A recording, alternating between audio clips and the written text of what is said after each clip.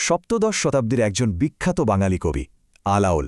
ওনার জীবনটা এক কথায় বললে আশ্চর্য নাটকীয়তায় ভরা। চলুন আজ তার গল্পটাই শোনা যাক। ভাবুন তো একবার, একজন সম্ভ্রান্ত ঘরের ছেলে জলদস্যুদের হাতে বন্দী হলেন, আর তারপর হয়ে উঠলেন তার সময়ের অন্যতম শ্রেষ্ঠ কবি। কিভাবে সম্ভব এটা? মানে, একটা ভাগ্যবিড়ম্বিত যাত্রা কিভাবে এমন এক অবিশ্বাস্য প্রতিভার জন্ম দিতে পারে? চলুন আজ আমরা সেই অবিশ্বাস্য সফরের গল্পটাই শুনি। তো আলাওল কে ছিলেন? কিভাবে তিনি এত বড় কবি হয়ে উঠলেন? এই গল্পটা বুঝতে হলে আমাদের একদম শুরু থেকে শুরু করতে হবে, ফিরে যেতে হবে তার শৈশবের দিনগুলোতে। মানে, বুঝতেই পারছেন, আলাওলের জন্ম কিন্তু এক সম্ভ্রান্ত আর প্রভাবশালী পরিবারে। তার বাবা ছিলেন ফতেহাবাদের শাসকের একজন বড় কর্মকর্তা। তো বোঝাই যাচ্ছে তার সামনে একটা দারুণ উজ্জ্বল ভবিষ্যৎ অপেক্ষা করছিল। কিন্তু ভাগ্যের খেলাটা ছিল একদম অন্যরকম। আর এখান থেকেই শুরু হয় সেই জীবনের ট্র্যাজেডি, একটা ঘটনা যা তার জীবনের মোড়টা একেবারে ঘুরিয়ে দিয়েছিল। একটা সাধারণ নৌযাত্রায় যে কিভাবে তার জীবনের সবচেয়ে বড় এক বিয়োগান্তক অধ্যায় হয়ে উঠবে তা কে জানত। তো হচ্ছিলটা কি, আলাওল তার বাবার সাথে নৌকায় করে যাচ্ছিলেন চট্টগ্রামের দিকে। বেশ শান্তই ছিল যাত্রাটা, কিন্তু নিয়তির কি পরিহাস দেখুন। সেই শান্ত সমুদ্রের বুকেই তাদের জন্য অপেক্ষা করছিল এক ভয়ঙ্কর বিপদ, অতর্কিত হামলা। হ্যাঁ, পর্তুগিজ জলদস্যু, যাদেরকে তখন হারমাদ নামে সবাই চিনত। আর তাদের আক্রমণ ছিল ভয়ঙ্কর, নির্মম। এই আক্রমণের ফল যা হল তা এক কথায় মর্মান্তিক। ভাবুন, নিজের চোখের সামনে বাবাকে খুন হতে দেখলেন আলাউল, নিজে হলেন বন্দী, আর এক মুহূর্তে এক সম্ভ্রান্ত তরুণের জীবনটা বদলে গেল দাসের জীবনে। তার চেনা পরিচিত পৃথিবীটা যেন চিরদিনের মতো হারিয়ে গেল। তো এই ভয়াবহ ট্র্যাজেডির পর শুরু হলো টিকে থাকার এক নতুন লড়াই।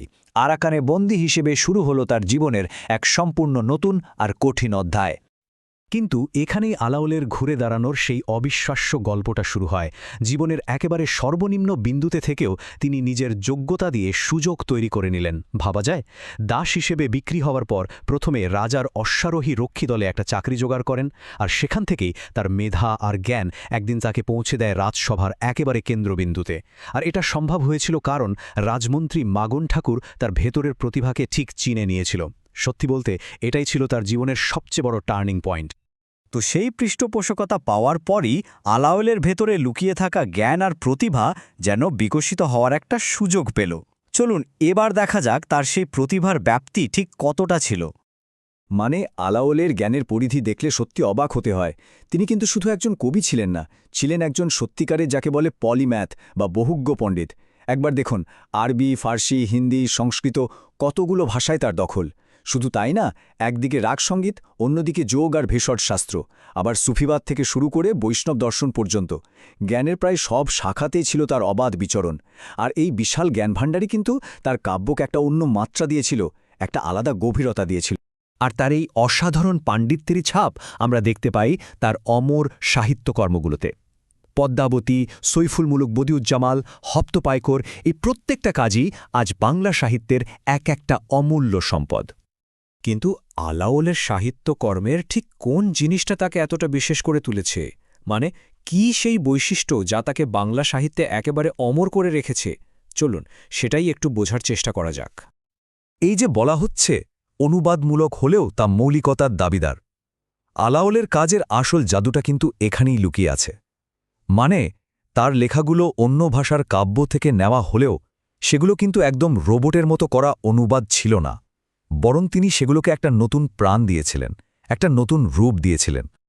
ব্যাপারটা আসলে কি দেখুন, তিনি বিদেশি গল্পগুলোকে নিয়েছেন ঠিকই, কিন্তু সেগুলোকে বাংলার প্রকৃতি, বাংলার সমাজ, বাংলার সংস্কৃতির রসে এমনভাবে ডুবিয়েছেন যে সেগুলো আর বিদেশি থাকেনি। মনে হয় এগুলো যেন বাংলারই গল্প, বাঙালিরই সম্পদ। আর কবি হিসেবে এটাই তো তার সবচেয়ে বড় সার্থকতা, তাই না? তো সংক্ষেপে বলতে গেলে এটাই ছিল তার জীবনের একটা টাইমলাইন, জন্ম থেকে মৃত্যু পর্যন্ত এক ঘটনাবহুল জীবন। শুরুটা হয়েছিল এক সম্ভ্রান্ত পরিবারে, কিন্তু ভয়াবহ ট্র্যাজেডির মধ্যে দিয়ে গিয়েও তিনি এমন অমর কীর্তি স্থাপন করে গেছেন যা আজও টিকে আছে। আলাওলের পুরো জীবনটা আমাদের একটা গভীর প্রশ্নের সামনে এনে দাঁড় করায়, তাই না? প্রতিকূলতা কি আসলেই প্রতিভাকে শেষ করে দেয়, নাকি ওটাই প্রতিভাকে জন্ম দেওয়ার জন্য একটা নতুন পথ তৈরি করে দেয়? আলাউলের গল্পটা শুনলে তো মনে হয় কখনো কখনো গভীরতম সংকটই হয়তো মানুষের ভেতরের সেরা জিনিসটাকে বের করে আনে, প্রতিকূলতায় যেন হয়ে ওঠে প্রতিভার আসল আতুরঘর।